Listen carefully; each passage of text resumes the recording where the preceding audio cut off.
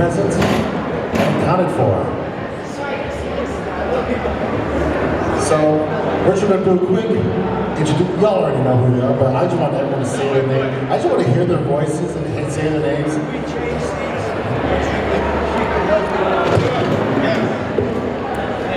He's still telling us what to do.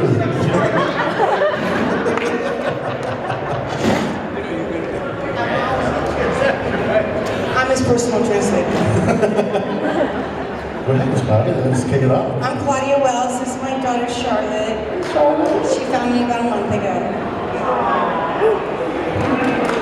I'm not feeling safe and secure right now. Hey, Charlotte. Sir.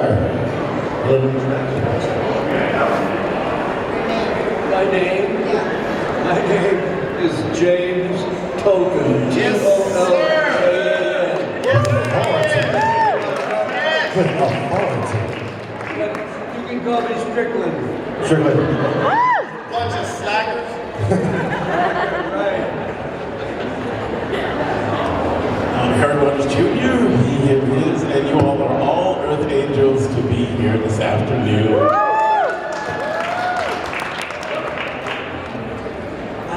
Am I on?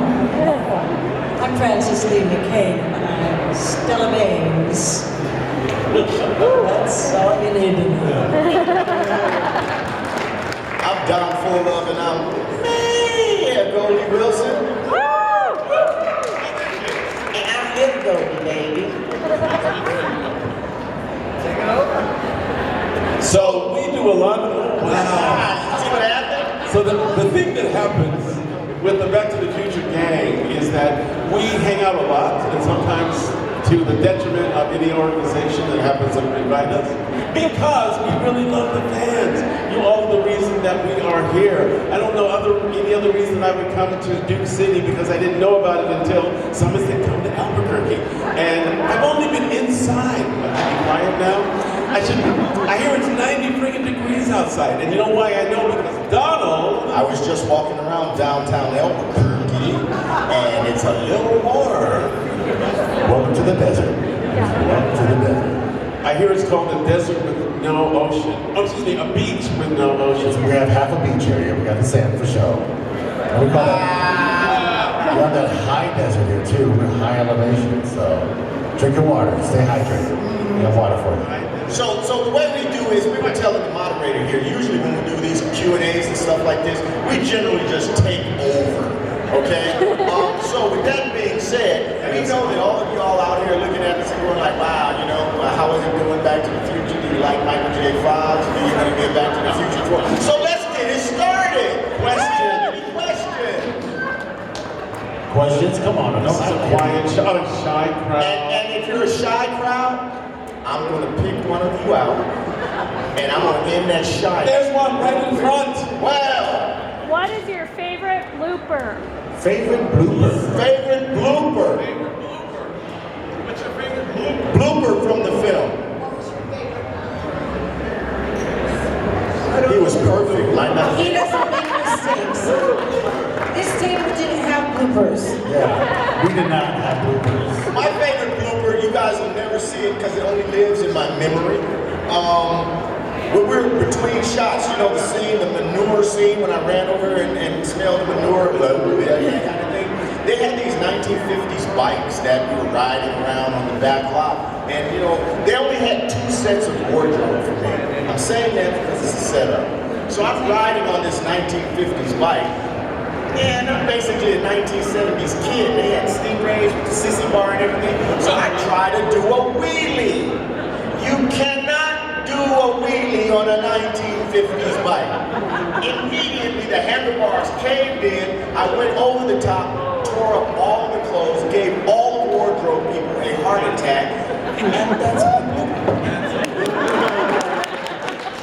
Well, mine's not exactly a blooper. I showed up for my very first day of work on Back to the Future and got all dressed up and ready for my family meal with all my kids and this crazy young man who, when I started out, was Eric Stoltz. Eric Stoltz. So my first day of filming was actually with Eric. who was the original Marty McFly. Did you guys know that? Of course. Did you know that? Of course you did, because you're fans of this stuff. He was a lovely young man. He did a lovely job. I thought the day went very well. It was a lot of fun. And probably about a month or so later, I can't quite remember how long it was, but you know what I mean. It was about a month. It was December. Okay. It was December '84. Yeah. I know what you're getting ready to say. I got a call from my agent. Yes. They're gonna reshoot your scene. And I thought, oh, did I do something wrong? Well, they had let Eric Stoltz go and they had hired Michael J. Fox. So I went back and it was the weirdest deja vu because there I was back in the same clothes, all the same people except this lovely young man who, of course I knew who he was. But it was another wonderful day's work and I understood, just given the energy of this terrific young man, why that decision had been made. It had nothing to do with talent or one being a better actor than the other. It was just this whole energy that he brought to the film, and the rest is history.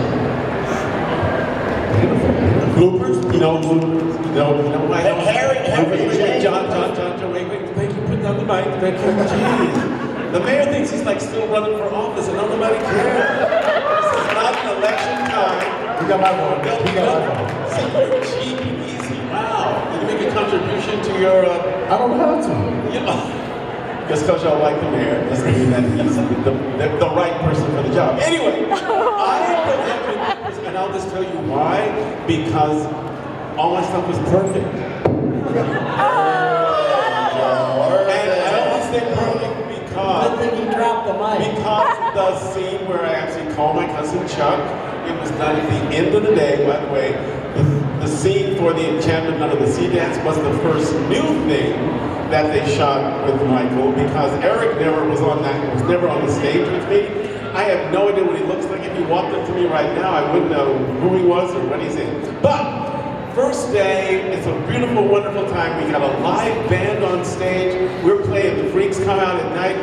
You kids wouldn't know that song. Freaks Come Out at Night. You old people, you know this. We went to do the scene of actually of calling cousin Chuck on the phone. Chuck, it's Marvin. It's Marvin. Your cousin Marvin Berry. Next line. You know that new sound you're looking for? Well, listen to this thing. Cut. Break for the day. One take. Done. So that's why my blooper is like still alive. No blooper. Next question. Are we going to let him ask? This is the nicest we've ever been on any panel. I think it's because of Charlotte on the table. Charlotte's taking care of all. It's like you never act with children or dogs. This is the reason. They are pulling all you right. She's not for sure. Charlotte's giving you a close-up. Charlotte's giving you. I keep forgetting there's another table on that side. It's like, oh. That's why I had to move. Is there a line from the movie that just stuck with you? It doesn't have to be yours. Like I would yell at my family every now and then, it's your cousin! Like every now and then. Thank you. What you say? Yeah. James, you have a favorite line? Yes. You have a favorite line? No. Who's Mike? What beats Slacker? What beats Slacker? Yes!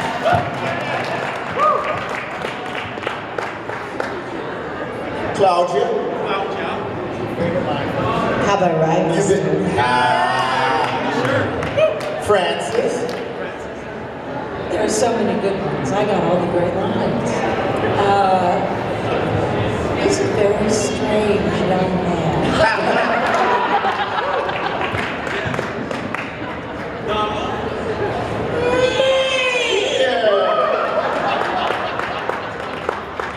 Or another one's like, All my lines are famous, by the way. oh, Mr. One Takeover, then my bad, I'm so sorry. I only have one friggin' scene, so they all got to at least wear different clothes. But also, there's a story that Donald is about to tell you that's going to be kind of sad. So, I'm just going to encapsulate it real quick. I was supposed to be Marvin Berry, but apparently I can't sing. Next question! Please tell me you auditioned. and you sang for them, and that's how they No, felt. he never even auditioned. I didn't audition. I just met with Bob Zemeckis, Bob Gale. Spielberg peeked his head in, like, nah, that's not one of the big roles. And Neil Canton. And they just asked me a bunch of questions, and one of the questions they asked me was, can you sing? That was a loaded question because I didn't want to say no, but I knew that I couldn't. So I said, yeah, kinda. Needless to say, it didn't work out. Well, I'm just there's something called journeyman actor, which means that you just keep working as an actor, and that's how you make your living. I'm gonna say, I'll be honest, I never had to wait a table, because if I was your waiter, I'd pour soup on your head.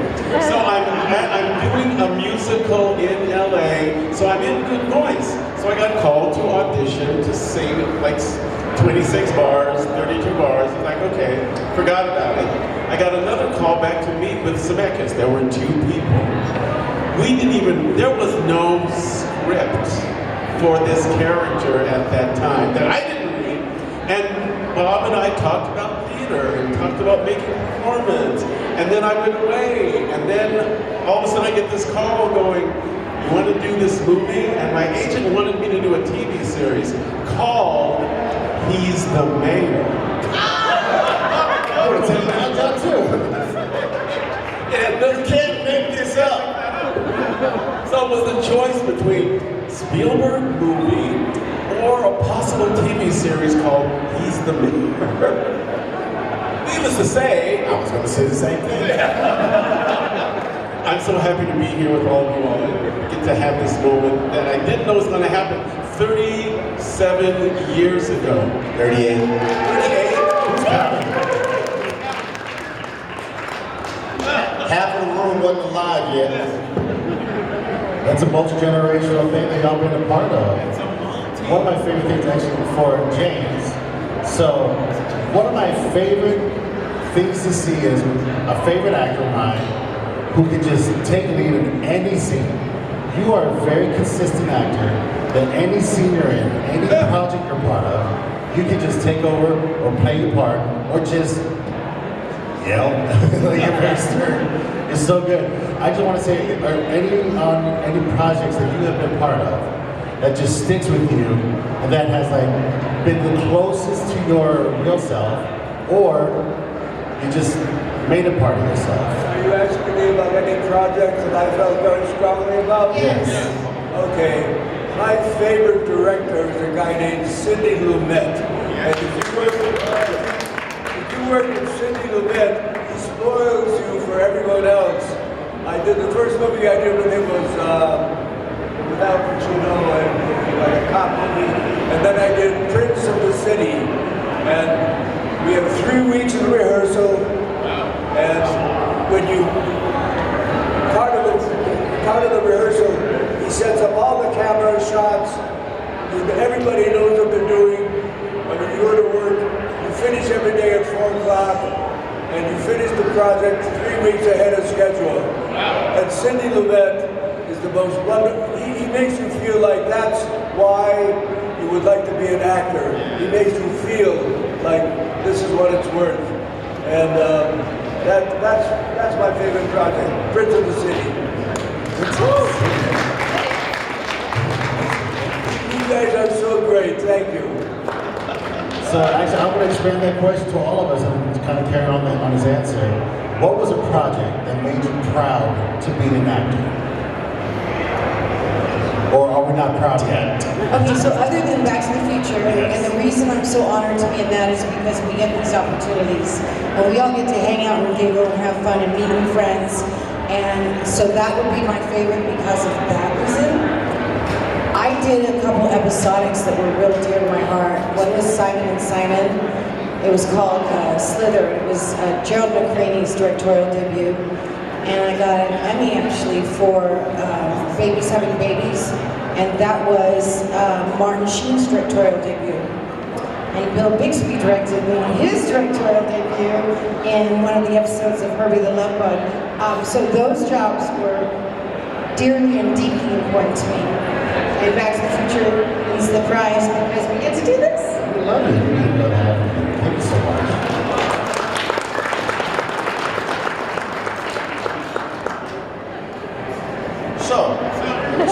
So like this esteemed table right here, they are really good actors.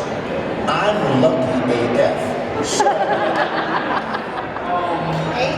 yes, don't ask right now. Lucky as facts. My very first job was a show that most of you probably have never seen, or maybe you've seen it reruns or on YouTube or something. It was called the Jackson 5 Cartoon Show. I was the voice of Michael Jackson on the Jackson 5 Cartoon Show. I am literally the very first paid Michael Jackson impersonator in the history of Michael Jackson. Do the voice, do the voice, do the voice. So there she goes, do the voice. I'm not 12 anymore, so there's a little bit of bass in the voice. So when you ask the question about the role that you were proud of, I'm proud of it because it was my introductory role into show business, and it just happened to be the most famous individual in the world. So I hold that dear to my heart, and I'm done. I love that. And Back to the Future was like a little side gig. We're so happy you were able to pencil us in for that gig that, Stop. Don't praise him anymore. He doesn't need, his head is large enough. Anyway, so, Francis?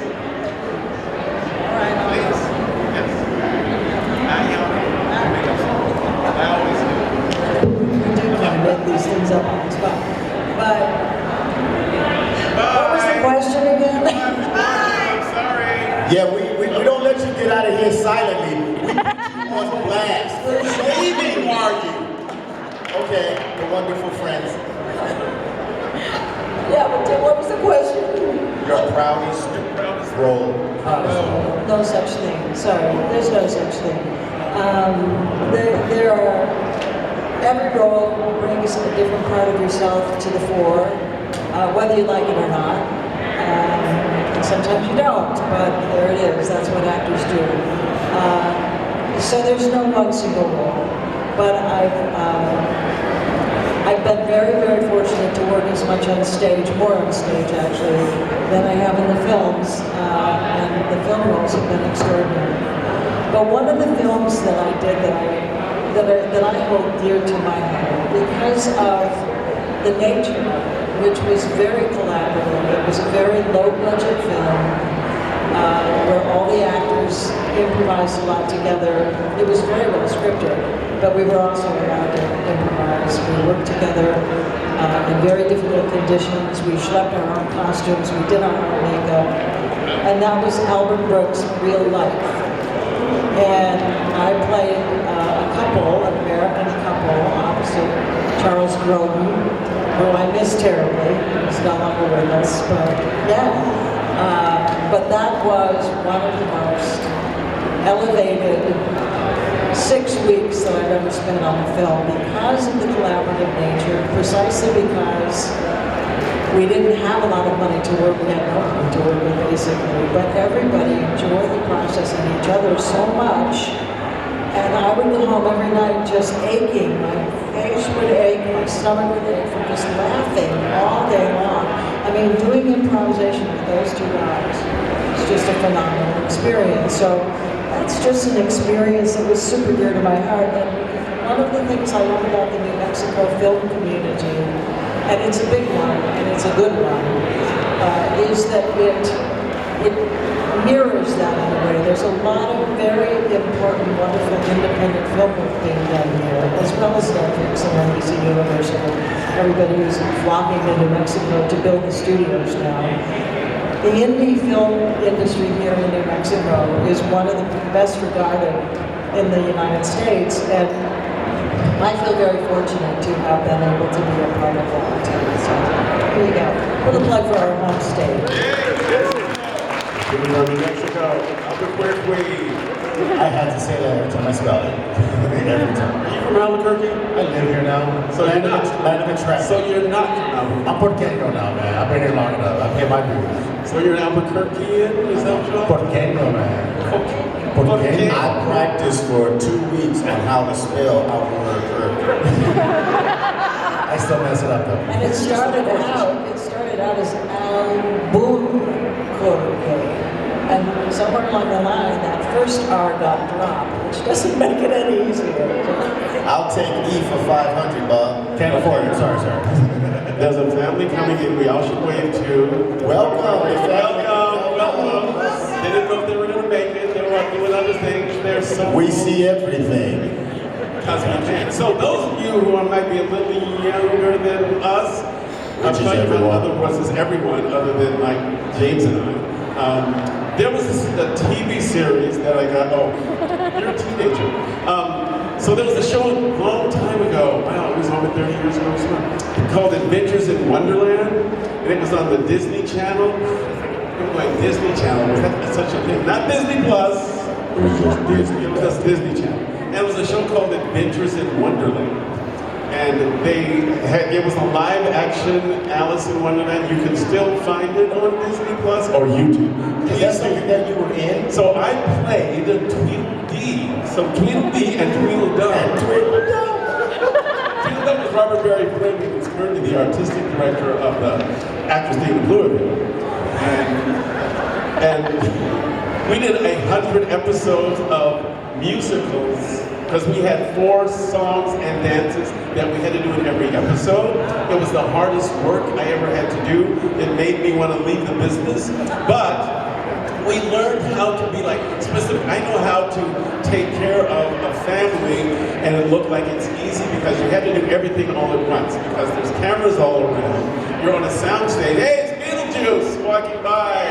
Beetlejuice, Beetlejuice, Beetlejuice, Beetlejuice. What was that OCD thing? Actors are working. I can't even spell it. Sorry. There's a squirrel. Yes. So Adventures in Wonderland was a great experience as an actor, because I had to sing and dance at least 2 shows every single week. We filmed at Disney World, and they used to have an MGM studio and a CBS studio. Bradford, yes. And next door to us was Roseanne. Across the lot was Dinosaurs, and around the corner was Seinfeld. So I got to hang out with a lot of actors just around the lot, we should say. We were looking into Gilligan's Island's little place. It was right outside our door. He wasn't there anymore because the show was over.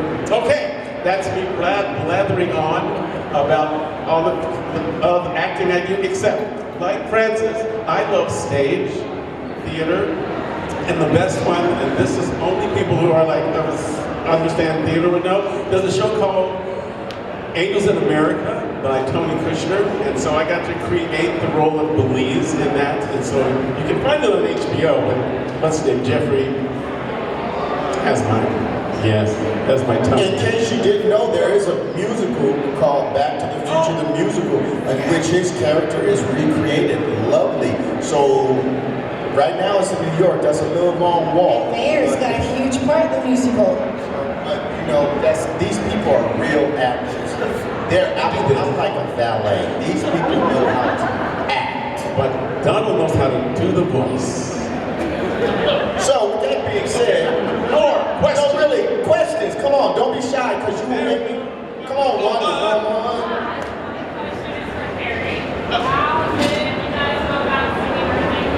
How'd you know about singing Earth Angel? Well, first of all, we haven't got enough chord. Hit the beat. He might sing. Here we Damn it. Darn it. So while he's preparing, I told you I almost had the role. So we almost got the role. But you see, there's something that you have to be able to do sometimes, which is like improv. Because I'm sure that the sound guy is talking. You're not listening unless you're like talking. You can't pull up.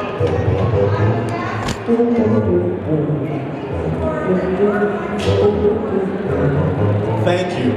Because, thank you for the that's not me, that's backstage. So, I will tell you that Alan Silvestri had me do like the lip syncing for the shooting of it. And then he said, would you like to actually sing it? And I thought they were going to someone from like the Four Tops and the Temptations. They said, would you come in? And I went, okay. My baby brother at the time, came to me to the studio. We did 14 takes they edited it together, and it kind of goes like this. Earth angel, will you be mine? My darling dear, love you all the time. I'm just a fool in love with you. I can't get back to it, but I'm gonna try it. Earth angel, the one I adore, love you forever and evermore. I'm just a fool in love with you. Wow. That's Henry Marvin, Barry Rogers, and I knew the vision of your loveliness. Oh, I hope and I pray that someday I'll be the vision of your happiness. Oh, earth angel, please be my Wonder Woman. Love you all the time. I'm just a fool. Everybody, a fool in love with you. Yeah. All right. Ladies and gentlemen, Mr. Harry Marvin, Barry Rogers. It'll be all up to you for signing it, okay? But did y'all see how he gave me the side eye when I tried to sing harmony? Y'all saw how nervous? See how nervous I got when I stood on these chairs? Like, I can't do paperwork right now. Be careful of those chairs. Charlotte, she's in love now. She was looking like this. She was going. Okay, so who else? I know everybody. Another question. There you go. The most awkward moment on set. Okay, I'll just tell you one because mine were easy. So we were at the dance, and I asked for like these 8 girls to like be in the one place so I could always play to them while we were shooting the Earth Angel. And one of them, they had a costume malfunction. Go on. Like this, they went down. Oh. That happens to me all the time. It's okay. Did anybody else have an awkward moment?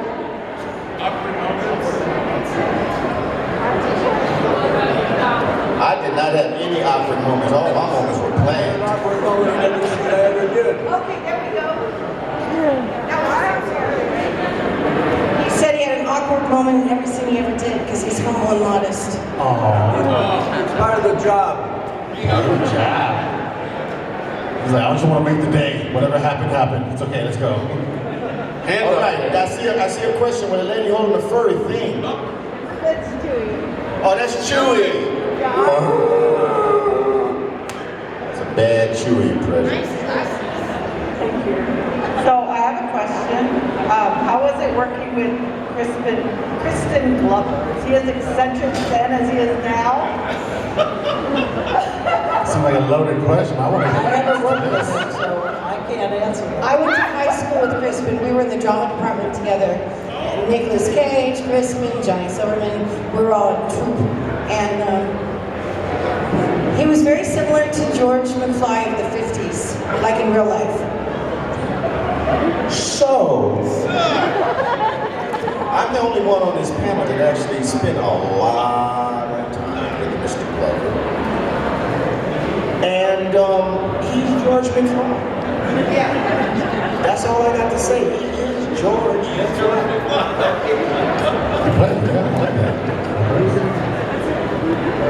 Are there any other characters from the show that you associate yourself with? Or do you associate yourself with your own character more?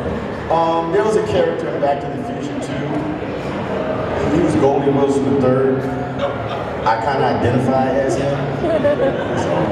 Sometimes I get misidentified as the mayor. Imagine that. We are Black to the Future. We understand that. There's only two of us, and he looks better than I do. I just sing. There's also the band people. The rest of the band. I'm not going to argue the point. I'll just give you a, speaking of that, just random things from Back to the Future. The band that was with Harry, obviously was put together, but the guy that played the piano, his uncle was the producer of the Commodores. He produced all of the Commodores here in Switzerland. That's just some random stuff you just would never figure. So. And Donald loves random stuff. You can ask him. He knows more trivia than you can possibly imagine. Plus he plays golf. There's a lady who's Goldie. There's a lady who played like a rocker in the band scene I was in, and apparently her father was someone super famous in the music You world. need to know his name. No, it's a she. She's a You need she. to know his father's name, her father's name. That was I was hoping you would. He's a random guy here. Come on, random facts. Yeah, Mr. Trivia. Yeah, her father was Jimi Hendrix. No clue. All right, I have a bit of a, it might be a heavier question, but let's see how it goes. So, as we're all journey actors, fellow storytellers, I can just go where the work's at. We get so caught up in the industry where sometimes we forget that we have to take care of ourselves, take care of our family. Claudia, you have experience with this because you had to step away due to family. If you don't mind me bringing this up, would you like to talk about that a little bit? You have such a beautiful way of speaking, and I grew up around a lot of ladies. I had to be very diplomatic. I was cast in Back to the Future when Eric Stoltz was cast in Back to the Future, so I'm going back a little bit. And then a pilot I had done got picked up to be a TV series, so they wouldn't share me with Steven Spielberg, so I had to back out, and they recast my part. I do the series. They let Eric go. The girl they recast my part in is 5'7". I was 5'3.5". And I got my part back because she was too tall. Because she was taller than Michael, right? Right, and the women on set thought that was a little weird. So, good on me. I'm 5'2.5" now. I could get any part. Yes, or the suitcase. Later, Mr. Green Shirt and the blue hat guy, pretend like we don't see you with those black Why Mr. suspenders. Suspenders? Hey, not even. Oh, he looked. Yes!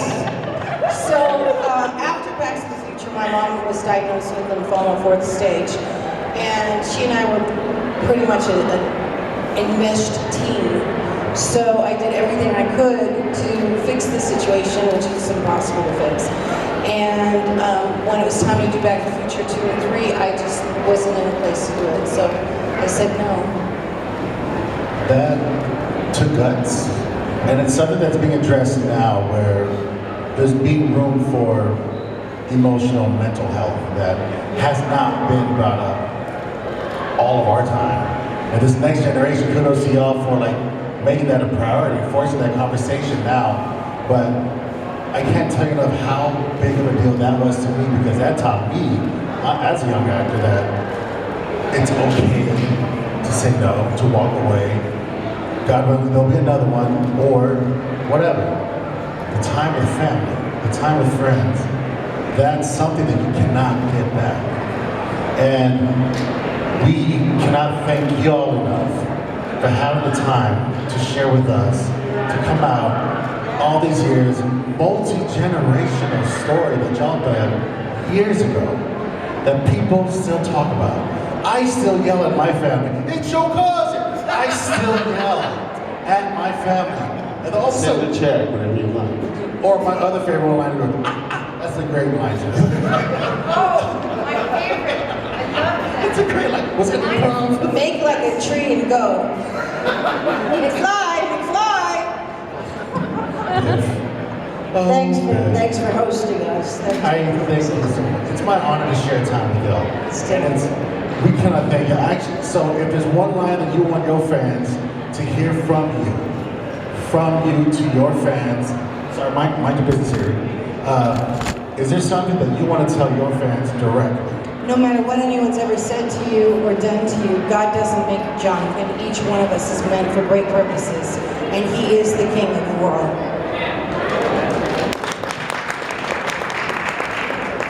It's been a great pleasure to be here in Albuquerque, and I don't think we've ever had so much friendly people around, and it's you make it a great pleasure to be here. Thank you very much.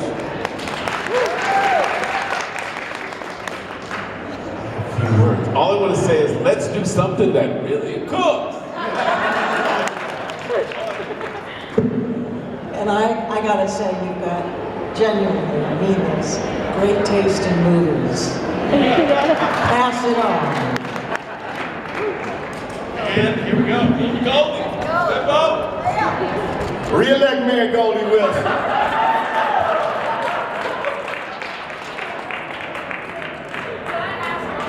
We have time for a question. Come on. So I'm actually from Mount Florida, and I work on College Air Force Base as the after-school program teacher for the kids that go to the elementary school on Baines. And I'm actually the drama and acting teacher. I've done some background movies, but I was wondering if I could record like a piece of advice for my kids. He's a professor of theater. He's got initials behind his name. Turn that camera on. Turn that camera on. Just for the kids. So here's the one thing that you must know. If you want to do this and you feel it in your soul, no one's going to give you permission. You have to give yourself permission, and you have to do something every day to make your craft deeper and richer in all sorts of ways that you can possibly do. It might be reading a book. It might be taking a dance class. It might be even watching Donald Fullilove. You know, there's something that you can learn from every moment. Also, be kind to everyone, because you never know who you're going to meet. That person that's right next to you right now could be the person that's going to give you a job in 10 years. Or you might marry them. I don't know. Be kind to people. But also, make sure that you work on your craft. And I call it the craft because, you know, lawyers, they study a lot. Actors sometimes are lazy. However, we are the deepest and most connected people to the cultures that we are actually performing. We are bringing to life the hundreds of years of your families to this very moment. So be precious with that and be proud of it. Wow! If that wasn't professorial, I don't know what is. Bravo! Bravo, everyone!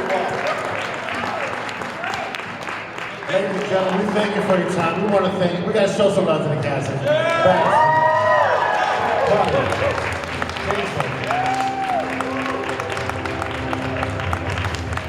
And come buy pictures over there.